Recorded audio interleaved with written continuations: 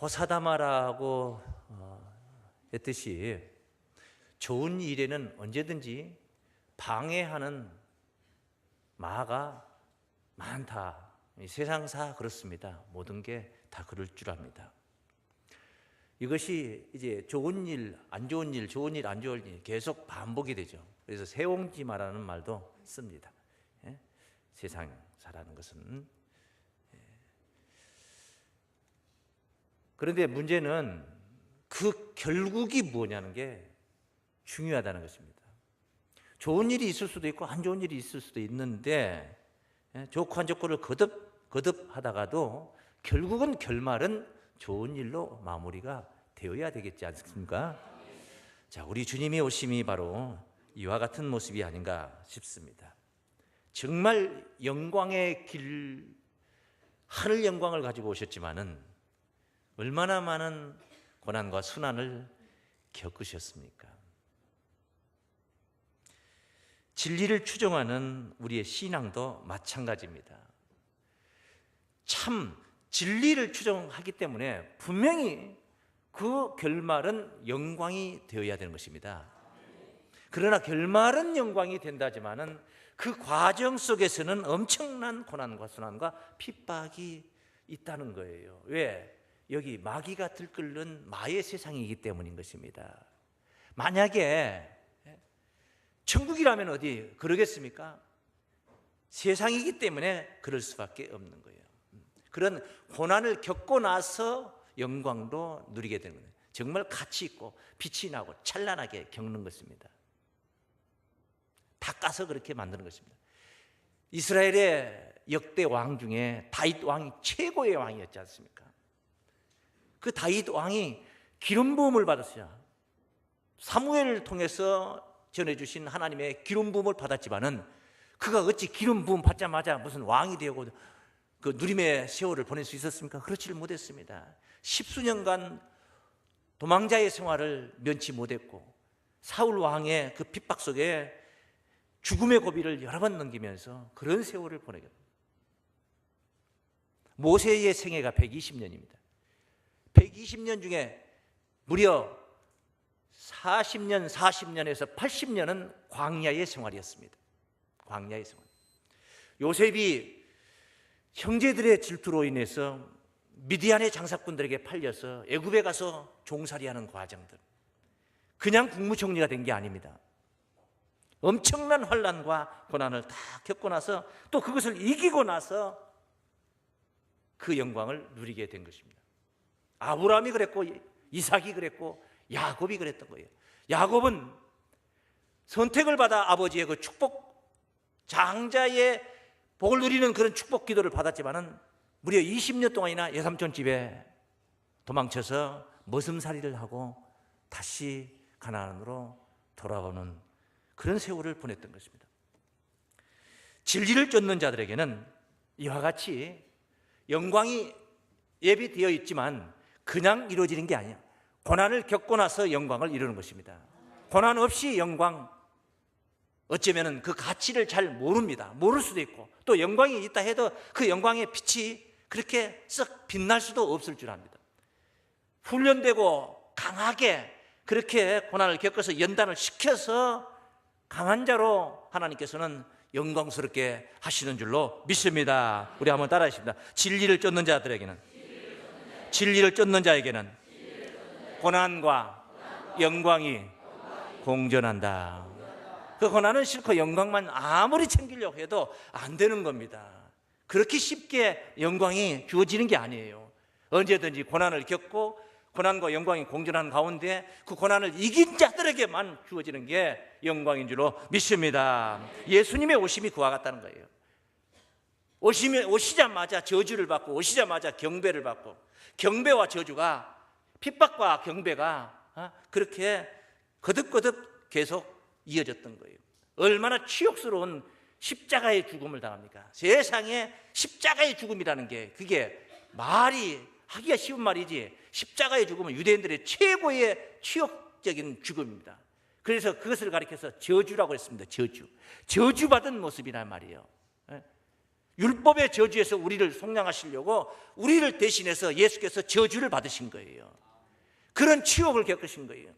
그러면서 우리 하나님은 영광을 예비해 두셨던 줄로 믿습니다. 이것이 탄생하면서부터 시작이 되는 거예요. 살다 보니까 어쩌다 한 번씩 그런 게 아니라 탄생하면서 그때부터 그렇게 시작이 되는 겁니다. 환영하고 핍박하고 환영하고. 멀리 저 멀리 동방박사들이, 세상에 동방박사 유대인들이 아닙니다. 동방에서 별을 보고 점을 치고 있던 점성가들이 이스라엘 왕에 출연한다는 것을 하늘의 기운을 알고 쫓아와서 보배합을 열었던 사건, 어마어마한 사건 아니겠습니까? 핍박으로 도망을 가야 했고 애굽까지, 그 베들레헴에서 애굽까지 가는 길은 가까운 길이 지척의 길이 아니에요. 엄청난 먼 험로인 것입니다. 사막의 길을 걸어야 되는 것입니다. 그런 먼 길을 도망가야 하는 산모와 어린 아가를 데리고 생명을 부지하기 위해서 도망쳐야 했던 요셉에게 동방박사가 열어줬던 황금과 유향과 모략의 보배합은 얼마나 정말 유용하게 가치 있게 쓸 수 있었겠습니까? 생각지도 못했던 자들이 와서 경배를 하는 것입니다. 그런데 정작 하나님 아들로 오신 예수를, 하나님을 믿는 자들, 하나님을 추종하는 그 유대인들이, 세계상의 하나님을 믿는 자들은 오직 유대인들이었습니다. 그 유대인들이 예수를 영접하지 못하고 예수를 환영하지 못하고 경배하지 못하고 오히려 그 하늘의 천기를, 베들레헴에서 탄생한다는 그 엄청난 비밀을 헤롯에게 가르쳐줘서 생명이 풍전등화가 되게 그렇게 만들었던 게 아니겠습니까? 유대인들은 경배를 하진 않았습니다. 들에서 양을 치던 목자들은 말입니다, 밤에 들에서 양을 치던 목자들은, 지금도 이스라엘에 가보면 그런 민족이 있습니다. 베두인이라는 민족이 있습니다. 정말 힘든 생활을 합니다. 황량한 들판에서 양을 치는 것은 쉬운 게 아닙니다. 베두인들, 그들의 신분이 무슨 존경받고 존중여김받는 그런 신분이 아닙니다. 양을 치는 유목민은 그랬습니다. 애굽에 갔을 때 한 상에서 둘러앉아 먹을 수도 없는 신분입니다. 그게 목자들입니다. 그런데 그런 들에서 천한 목자들이 천사의 소리를 듣고 와서 예수를 경배합니다. 할렐루야. 그런데 그 베들레헴이라는 동네가 어디입니까? 여러분, 베들레헴 동네가 누구 동네예요? 다윗 동네 아닙니까? 다윗이 탄생했던, 출생했던, 한 시대에 왔다 잠깐 왔다 한 시대를 풍미하고 가버린 그런 왕 정도가 아닙니다. 다윗은 갔지만 그의 후손들은 대대손손 계속 이스라엘의 왕이 되었었고, 오늘 이 순간까지도 유대인들은 그 다윗의 후손이라는 것, 다윗의 왕국을 가졌다는 사실, 자기들의 역사 속에 다윗의 왕국이 있었다는 이 사실, 다윗의 왕국은 천국을 상징했습니다. 그러니 그런 다윗이 출생한 마을 아닙니까? 마땅히 환대받아야 되고 마땅히 정말 대단한 고장으로 그렇게, 그래서 그 동네에 사는 주민들 말이에요. 주민들, 다윗 동네에 살던 그 베들레헴에 사는 주민들, 세상에 만삭이 된 산모가 와서 방을 구하는데 사관에 머물 곳이 없었더라. 방 하나 내준 사람이 없었습니다. 오죽했으면 마국간에 갔겠습니까? 성경에 마국간에 가라니까 간 게 아니에요. 오죽했으면 마국간에 가서 그 산모가 아이를, 오늘 우리나라 정서로 본다면 외양간에서 산모가 아기를 낳고 있는 것입니다. 그렇게 다윗 동네 유대인들은 예수를 경배하지 못했습니다. 경배하지 못했습니다. 그런데 목자들은 와서 예수를 경배하는 것입니다. 예수 탄생을 오늘 본문 앞에서 언급을 했습니다. 동방박사가 가서 그 별을 보고 가서 그 아기가 탄생한 곳을 알게 되면은 내게도 연락을 해달라 하고 나도 가서 경배를 하겠다. 이 사기치고 있는 헤롯 왕이 동방박사가 하나님의 그 현모하시는 음성을 듣고 헤롯에게 가서 베들레헴에서 그 아기가 탄생했습니다, 이렇게 가르쳐 주지 않고 그냥 다른 길로 고국으로 돌아가 버렸습니다. 아무리 기다려도 소식이 없는 동방박사 헤롯이 알고는 속았구나. 이것을 알고는 헤롯이 칼을 보내고 있습니다. 유대인들이 지목했던 베들레헴 에브라다야, 너는 유대 고을 중에서 가장 작을지라도 네게서 내게로 이스라엘을 다스리는 목자가 오리라, 나리라. 그 미가 5장 2절에 예언된 메시아 탄생의 비밀을 헤롯 왕에게, 핍박자, 생명의 박해자 헤롯 왕에게 유대의 지도자들이 가르쳐 준 것입니다. 그러니 헤롯은 군대를 풀어서 거대한 공권력을 가지고 이 베들레헴을 덮치게 되는 것이에요. 지금 베들레헴을 덮치는 이야기가 오늘 본문의 이야기인 것입니다. 베들레헴 정말 영광스러운 고을이죠. 앞서도 언급했듯이 다윗 왕이 출생한 곳이니 얼마나 영광스러운 것입니까? 그런데 성경은 베들레헴 에브라다는 베들레헴을 가리킵니다. 네게 유대 고을 중에 네가 가장 작을지라도, 작은 고을이 된다는 것도 그것도 이상할 일이란 말이에요. 역대 왕 하나가 출생을 했어도 그 고을이 대단한 대접을 받고 많은 사람들이 저 섬지방 하이도까지라도 가서 그 대통령의 생가를 찾아보고 기념하려고 하는데, 베들레헴이 팽개쳐져 있다는 것도 참, 이것도 기이한 현상입니다. 작아질 수 없는 고을이 정말 작은 고을이 되어서 그렇게 예언이 되고 있다는 것도 참 이상하지 않습니까? 이 베들레헴에 엄청난 공권력이 와서 생명을, 지금 어린 생명들을 삭슬이하고 있습니다. 2살 아래로, 정확히 계산이 안 되니까 몇 년, 몇 월, 며칠 날 출생했는지를, 이 왕으로 탄생하는 아기라는 아기가 언제 출생한지를 모르니까 대충 잡아서, 넉넉히 잡아서 2살 아래로 전부 다 그냥 다 사거리 다 죽이는 것입니다. 2살 아래로 다 죽이는 거예요. 이런 청천벽력이 어디 있습니까, 세상에? 이 맑은 대낮에 날벼락이 떨어지는 게 아니겠습니까? 그 마을에 어린 아기를 가지고 있는 베들레헴 지방의 아기를 가진 부모님들이, 어머니의 입장에서는 얼마나 정말 청천벽력과 같은 이런 일이겠습니까? 너무너무 슬픈 일이죠. 이유도 영문도 모르고 그냥 와서 칼을 들고 와서 호박 지르듯이 와서, 담벼락에 붙어있는, 넝쿨에 붙어있는 호박 지르듯이 와서 자신의 아기들을 다 죽이고 갑니다. 그 서러움, 그 슬픔, 그 이것을 오늘 본문에서는 나헬의 통곡으로 비유를 했습니다. 나헬의 통곡. 나헬이라는 여인이 있어요. 비련의 여인입니다. 나헬이라는 여인이 있어요. 아브라함의 아들 이삭의 아들 야곱이 하늘 대권을 받았는데, 그가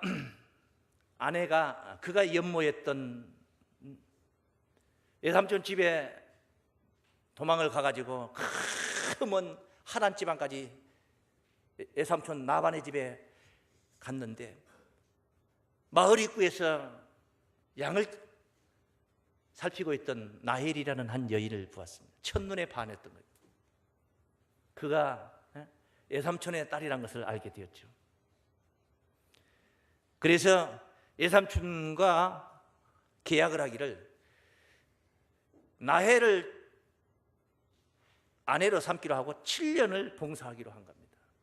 7년. 한 여인을 위해서 7년 머슴살이를 한 겁니다. 한 여인을 얻기 위해서. 여러분은 여러분의 배우자를 위해서 그렇게 할 수 있는 마음, 자세로 세상을 사십니까? 그런데 7년이 되어서 첫날 밤을 자고 아침에 깨보니까 나헬이 아니에요. 밤에 부둥켜 안고 잤던 여인이 나헬이 아니에요. 나헬의 언니 레아라는 여자였습니다. 깜짝 놀라서 외삼촌에게 왜 사기를 쳤냐고 쫓아가 따지게 됩니다. 외삼촌이 말하죠. 응당 할 말을 합니다. 우리 가문에, 우리 집안에 언니를 두고 동생이 먼저 갈 수는 없느니라. 그러니 언니가 먼저 결혼해야 동생도 결혼할 수 있다. 그래서 나혜를 위해서는 7년을 더 봉사를 해다. 앞으로 7년은 이미 7년을 했는데 또 앞으로 7년을 봉사를 해줘야지, 머슴살이 해줘야지 나혜를 주겠다는 거예요. 그래서 그것도 약조를 합니다. 그러겠다고. 14년입니다. 그래서 결혼식 7일 동안 잔치를 하고 난 후에 나혜를 미리 앞서 이 군대 용어로는 가부를 그거 말고 가부를 또 다른 용어로 뭐 씁니다. 마이가리 일본 말인가요? 미리 줬습니다. 세상에 이 여인을 얻기 위해서 14년을 머슴살이를 했던 거예요. 그런데 그 덕분에 또 덕분인지 재앙인지 몰라도 아내가 생각지 않았던 그 처형이 자기 아내가 첫 여자가 된 게 아니겠습니까? 네아라는 여자.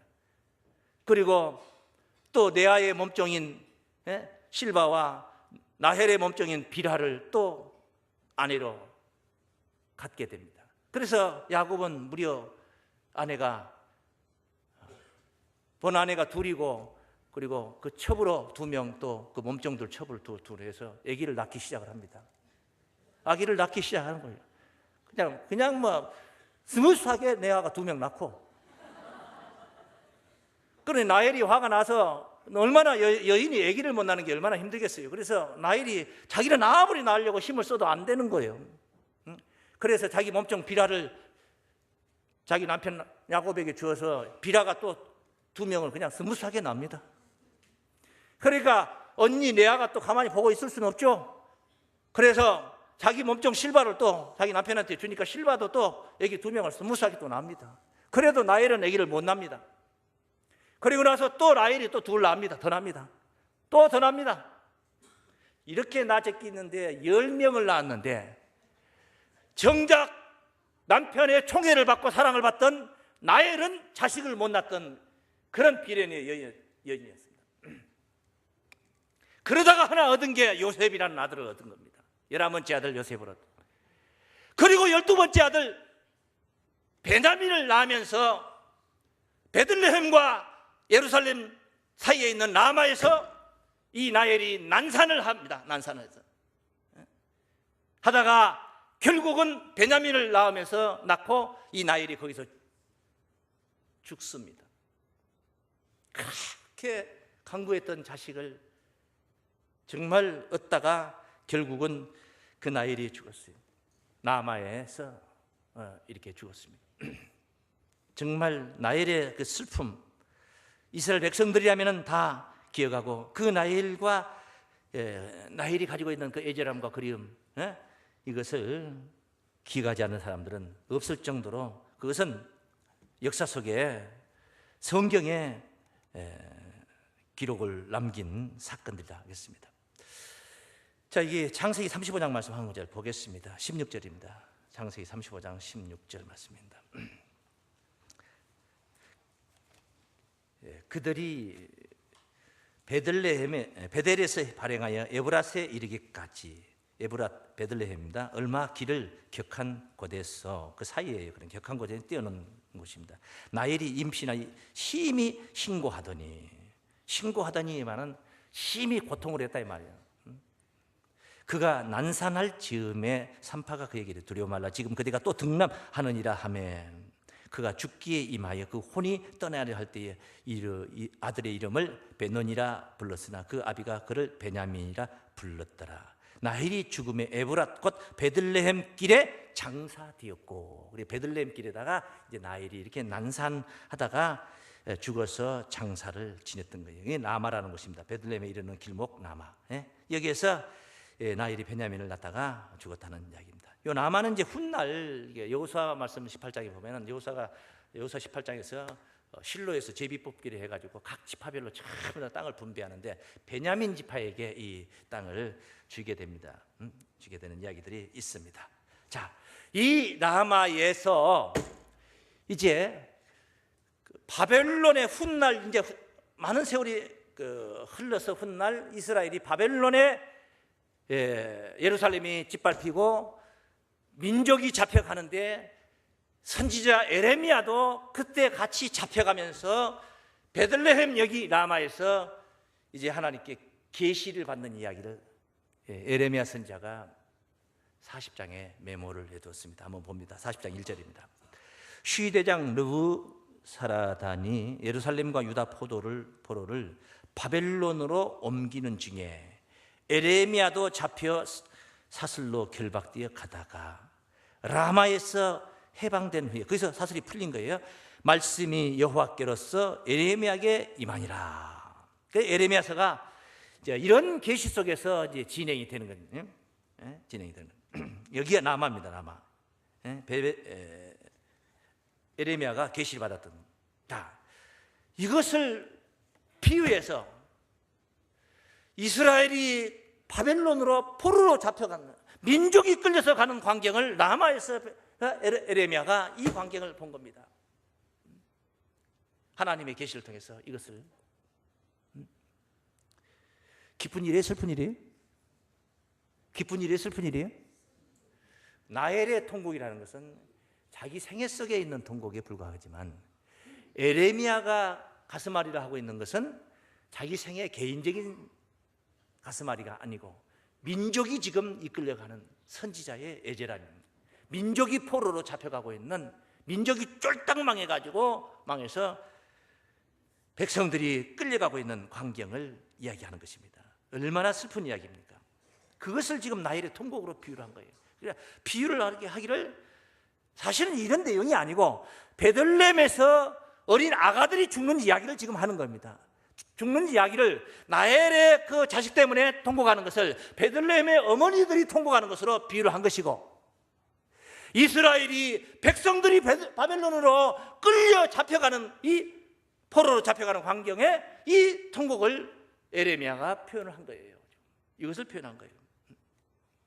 중요한 것은 이렇게 비유하고 이렇게 빙자를 했다면 결론이 뭐냐? 결론이 뭐냐? 요셉은, 나엘의 아들 요셉은 형들의 시샘으로 애굽의 종으로 팔려가서, 실제는 종으로 팔려갔지만 부모의 입장에서는 죽어버린 줄 알았습니다. 왜? 아들들이 와서 요셉의 옷을 짐승 피를 묻혀가지고 가져와서 오다가 주웠습니다. 이것을 주었습니다. 혹시 동생의 옷이 아닙니까? 요셉의 채색 옷을. 그러니까 짐승이 잡아먹고 찢어먹고 그냥 아들을 찢어먹었다 생각을 한 겁니다. 부모 입장에서 볼 때는. 그 요셉이 이런 거죠. 그런데 요셉이 그 이런 걸로 마무리가 됐습니까? 아닙니다. 애굽으로 와서 수많은 역경을 딛고 결국은 애굽의 국무총리가 돼서 백성, 자기 가족들을 다 가나안에 기근이 들고 한 해가 들었을 때 70인 가족을 불러다가 고센 땅에 편히 쉬게 했던 요셉이 아니었겠습니까? 요셉의 결국은, 나엘이 그렇게 죽어서도 애통했던, 남아에서 애통했던 그 요셉은, 아들을 위해 애통했던 그것은, 그 사건은 요셉이 오히려 성공해가지고 출현하는 것으로 결말을 맺습니다. 이스라엘 백성들 바벨론의 포로로 잡혀갔습니다. 잡혀가는 게 마지막이 아닙니다. 당당하게 다시 돌아오는 것이, 해방받아 돌아와서 예루살렘을 다시 중건하는 것이 하나님의 섭리인 줄로 믿습니다. 이제 베들레헴의 어린 아기들 이야기입니다. 이 어린 아기 이야기를 나엘의 통곡이 통곡으로 끝나는 것이 아니고, 에레미야의 그 애절함이, 그 슬픔이 거기서 끝나는 것이 아니라는 것입니다. 아니라는 것으로 베들레헴의 어린 아가들의 죽음을 여기 설명하고 있는 이야기인 것입니다. 통곡하고 있는 것으로만 되어 있지만 결론은 그렇게 끝나는 것이 아니라는 것. 본문 다시 한번 읽어봅니다. 본문 16절을. 이에 헤롯이 박사들에게 속은 줄을 알고 심히 노하여 사람을 보내어 베들레헴과 그 모든 지경 안에 있는 산의 아이를 박사들에게 자세히 알아본 그때를 표준하여 2살부터 그 아래로 다 죽이니, 이에 선지자 에레미야로 말씀하신 바 라마에서 슬퍼하며 크게 통곡하는 소리가 들리니 나헬이 그 자식을 위하여 예고하는 것이라. 이게 그것하고 관련이 있다는 거예요. 베들레헴의 어린 아가들 죽음이 라마에서의 나헬의 통곡과 관련이 있다는 것입니다. 그것도 에레미야가 이것을 예언을 했더란 이야기까지 덧붙이고 있는 것입니다. 나헬의 슬픔으로 비유한 이야기입니다. 유다와 베냐민이 포로로 잡혀가는 그런 이야기를, 앞서 말씀드린 이스라엘이 잡혀가는, 바벨론에 잡혀가는 이야기는 유다와 베냐민을 이야기하는 거예요. 그 외에 10지파는 이미 아수르에게 망했던 북쪽 이스라엘이고, 남쪽 유다와 베냐민이 지금 잡혀가는 이야기를 예레미야가 이야기한 그런 이야기입니다. 나헬의 무덤을 지나가고 있는 거예요. 지금 포로들이 나헬의 무덤을 지나가는 거예요. 그런데 나헬의 무덤에서 무슨 소리도 안 들리지만은 그 영적으로 생각을 해볼 때 나헬의 통곡 소리다 이 말이다. 나헬이 통곡했던 것과 비스무리한 사건이다. 그렇게 비유를 지금 하고 있는 것입니다. 예수님이 오셨는데 죽어가는 어린 애들도 살아야 되지 않겠습니까? 예? 성탄절이라는 것은 이와 같이 약한 자들이, 고난받는 자들이 회복을 하는 그런 성탄절이 되어야 되지 않겠습니까? 그런데 어찌 2000년 전에 예수님이 오시면서 예수가 오신 바람에 베들레헴의 어린 아가들이 죄 없이 영문도 모르고 다 죽어가야 했던 이야기는 정말 슬픈 이야기입니다. 이것이 이렇게만 끝나버린다면 정말 억장이 무너질 일이고 우리가 예수를 믿을 필요도 없는 이야기들입니다. 그러나 진리는 절대로 핍박으로 끝나지 않습니다. 박해로 끝나지 않습니다. 죽음으로 끝나지 않습니다. 새 생명이 있습니다. 부활이 있습니다. 회복이 있습니다. 영광이 있습니다. 할렐루야. 따라하시겠나? 진리는 결국 영광으로 결실하게 된다. 할렐루야. 영광으로 결실한다. 할렐루야.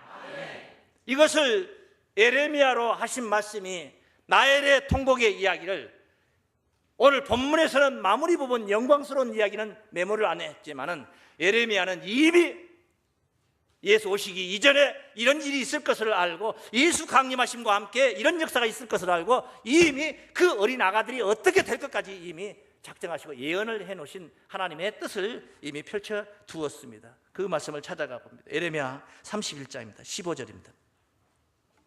예레미야 31장 15절. 나 여호와가 이같이 말하노라. 라마에서 슬퍼하며 통곡하는 소리가 들리니, 라마에서 슬퍼하며 통곡하는 소리가 들리니 나헬이 그 자식을 위하여 왜곡하는 것이라. 나헬이 자식을 위하여 왜곡하는 것이라. 그가 자식이 없으므로 위로받기를 거절하는도다. 나 여호와가 이같이 말하노라. 나헬의 통곡은, 예레미야는 지금 나헬의 통곡을 이야기하고 있지만은 실제 이 사건은, 예수 시대의 사건은 베들레헴의 아기를 잃은 어머니들의 통곡인 줄로 믿습니다. 그 이야기다. 그걸 빙자를 했다는 겁니다. 오늘 본문이 그렇게 확정해서 확증을 하여 성경이 명시를 했던 것입니다. 나헬의 통곡, 라마에서의 그 나헬의 통곡을 여기 16절에 나 여호와가 이같이 말하노라. 네 소리를 금하며 울지 말며 네 눈을 금하여 눈물을 흘리지 말라. 여러분, 자식이 죽었는데, 영문도 모르고 칼에 찔려 비참하게 죽었는데 소리를 금하라, 소리 내지 말라, 눈물을 흘리지 말라. 이게 하지 말라고 한다고 해서 되겠습니까? 되겠습니까? 중요한 것은 그 뒤에 약속을 알려주고 있습니다. 안 해도 될 만한 그런, 따라요. 내일에 갚음을 받을 것인즉. 하나님 아들 예수님이 오심으로 인하여 죽임을 당한 사건이었는데 어찌 이것을 하나님께서 그냥 방치할 수 있냐 말이야. 네 일에 갚음을 받을 것인즉 그들이 그 대적의 땅에서 돌아오리라. 이건 제가 주장하는 것도 아니고 예레미야가 주장하는 것도 아닙니다. 여호와의 말이니라. 할렐루야. 하나님의 약속인 줄로 믿습니다. 나 여호와가 말하노라. 너의 최후의 소망이 있을 것이라. 최후의 끝날의 소망이 있을 것이라. 어린아기들이 죽었던 것이 죽음으로 끝나는 것이 아니라 나헬의 슬픔과 그 애절했던 그런 아픔이 아픔으로만 결말짓는 게 아니라 자신의 아들이 자기 가문을 책임질 수 있었던 요셉으로 국무총리로 승승장구해서 굳건하게 세워지는 그런 날이 왔듯이 이스라엘이 바벨론에, 유다와 베냐민이 바벨론의 포로로 되어서 포로 잡혀가서 70년 동안 종살이하고 했지만은 그들이 다시 예루살렘을 중건하고 예루살렘의 회복의 역사를 펼쳤듯이 베들레헴의 어린아기들이 그렇게 죽임을 당했지만은 죽임당한 그것으로 끝맺음이 아니다. 최후의 소망이 있을 것이라 너의 자녀들이 다시 자기들의 경내로 돌아오리라. 할렐루야. 다시 돌아오리라. 할렐루야. 다시 돌아오는 그날은 바로 그런 어린 아가의 순환받던 고난받던 박해받던 죽음을 당하던 그런 아가들이 아니라 영광스러운 하나님의 주역들로 그렇게 돌아올 것인 줄을 믿습니다. 죽었던 자들이 예수 때문에 죽었다는 것은 무엇을 의미합니까? 예수 때문에 죽었다는 거예요. 자기 죄 때문에 죽은 게 아닙니다. 순교입니다. 순교. 예수 때문에 죽었어요. 헤롯은 그들을 다 죽여버리고 나서 이제는 메시아로 왕으로 온 자는 죽었을 것이다 하고 안심을 놓았던 것입니다. 그렇지 않으면 사막길을 가고 있는 제애굽까지 사막길을 가고 있는 예수를 얼마든지 추적해서 병거를 출동시켜서라도 예수를 잡았을 수도 있을 것입니다. 그런데 베들레헴의 아이들 다 싹쓸이 하고 나니까 안심을 했을 것입니다. 예수를 대신하여 죽었습니다. 그 얘기들은 예수님, 아기 예수를 대신하여 죽었던 거예요. 그들이 다시 돌아온다 이 말은 뭡니까? 죽음을 다시 회복하신다는, 순교는 마땅히 하나님께서 영광으로 다시 돌려주실 줄을 믿습니다. 돌려주신다는 아기 순교자들의 그 영광을 약속하는 말씀입니다. 다윗 동네 베들레헴, 다윗 왕국의 발상지입니다. 천국을 상징했습니다. 예루살렘에서 그리 멀지 않은 약 8km 정도 떨어져 있는 가까운 거리였습니다. 우리는 한 사람의 업적도 비에 새겨서 후세에 알리고 찬란하게 영광빛을 내려고 예를 씁니다.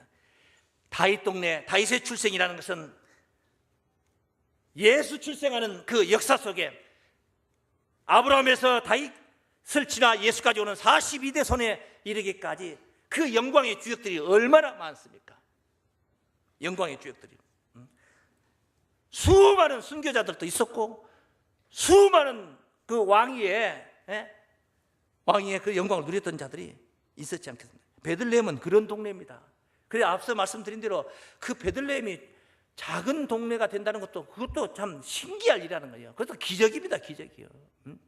기적이. 없는 것도 만들어가지고 없는 것도 만들어서 불확실한 것도 만들어서 홍길동 마을이니 심청 마을이니 별의별로 만들어서 지자체는 그렇게 해서 사람들을 유치하려고 하는데 오면은 베들레헴의 그 영광스러운 동네가 그렇게 작은 동네가 되었다는 것도 참 신기할 일이라는 거예요. 그러나 베들레헴은 작음으로 끝난 게 아니라 거기서 메시아가 오셨고 거기서 느닷없이 죽었던 수많은 어린 아가들이 다 순교자가 되어서 온다면 그 얼마나 엄청난 영광의 주역들이 거기서 배출이 됩니까? 살아서 사명을 감당했던 자들도 수많을진데 그렇게 많을진데 어린 아가들까지도 순교자가 되어서 영광스러운 주역이 된다면 그 마을에 조그만한 마을에서 그렇게 많이 나온다면 베들레헴이 보통 마을이냐고. 보통 마을이냐고. 엄청난 마을이야. 베들레헴 영광, 참 베들레헴 대단하십니다. 박수 한번. 베들레헴 대단하시오. 베들레헴. 오늘 이 베들레헴의 영광임 우리가 머무는 예루살렘의 영광이 되어야 될 줄로 믿습니다. 베들레헴만 영광받으면 뭐합니까? 우리가 머무는 진리의 성읍 예루살렘이 영광스러운 도성이 되어야 될 줄을 믿습니다. 따라하십니다. 베들레헴의 영광임 우리들의 영광이 되게 하자. 할렐루야. 베들레헴의 영광임 우리들의 영광이 되게 하자. 진리의 길은 고난의 길입니다. 그러나 중요한 것은 고난 그것으로 끝나는 게 아닙니다. 디모데후서 3장 12절 말씀에서도 무릇 그리스도 예수 안에서 경건하게 살고자 하는 자들은 핍박을 받으리라. 경건하게 살고자 하면 박수를 받아야 될 일이지 왜 핍박을 받아야 되냔 말이에요. 핍박을 받으리라. 이것이 성경의 약속입니다. 우리가 자주 봤던 로마서 8장 17절 18절 말씀에 자녀이면 후사 그리스도와 함께한 후사여 그와 함께 영광을 받기 위하여 고난도 함께 받아야 될 것입니다. 하나님의 후사들은 고난을 같이 겪는 겁니다.